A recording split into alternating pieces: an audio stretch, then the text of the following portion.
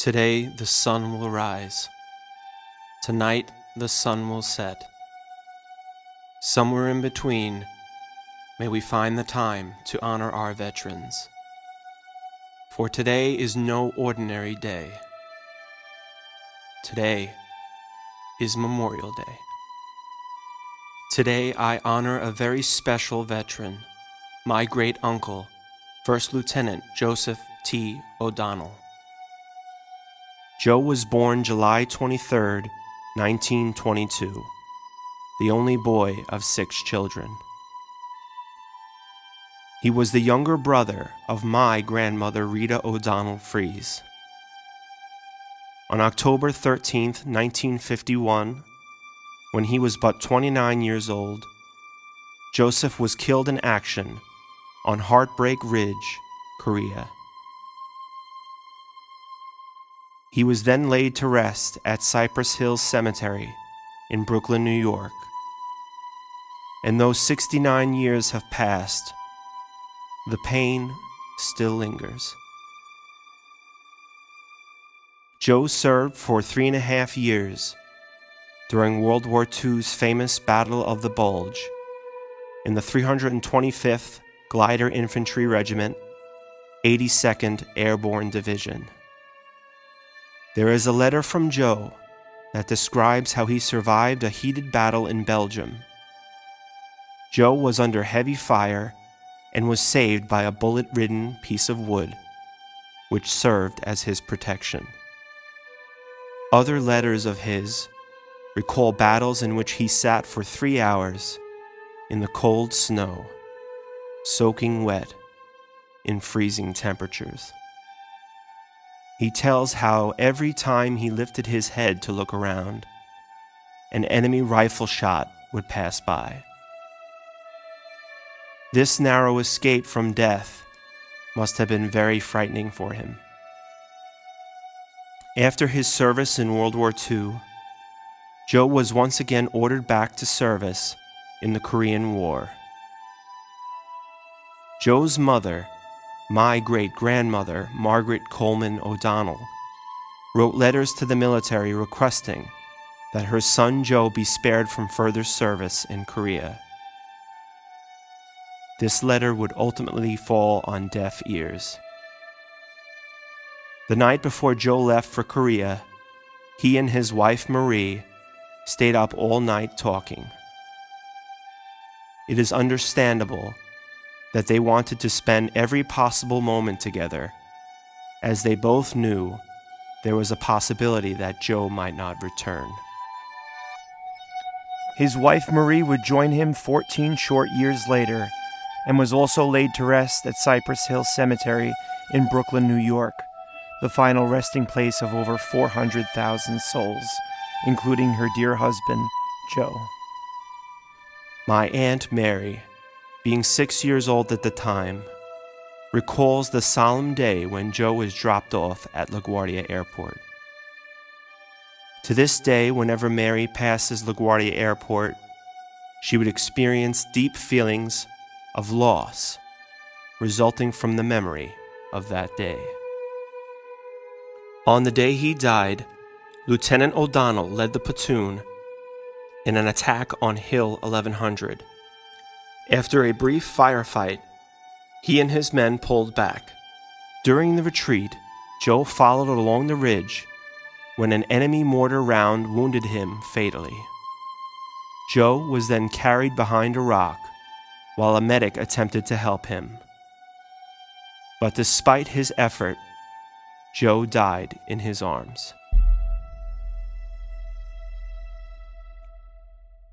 When the news of Joe's death arrived to his sister, my grandmother Rita, both my father and aunt remember the painful memory of Rita running into the street screaming.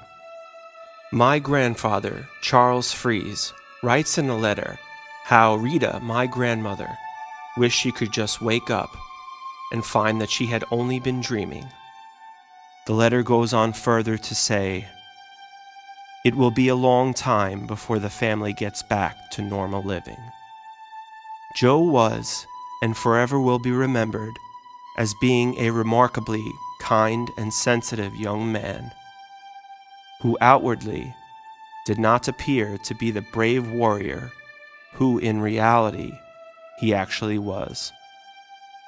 The memories of this event dwindle with the passing of years, as those who are old enough to remember are no longer with us.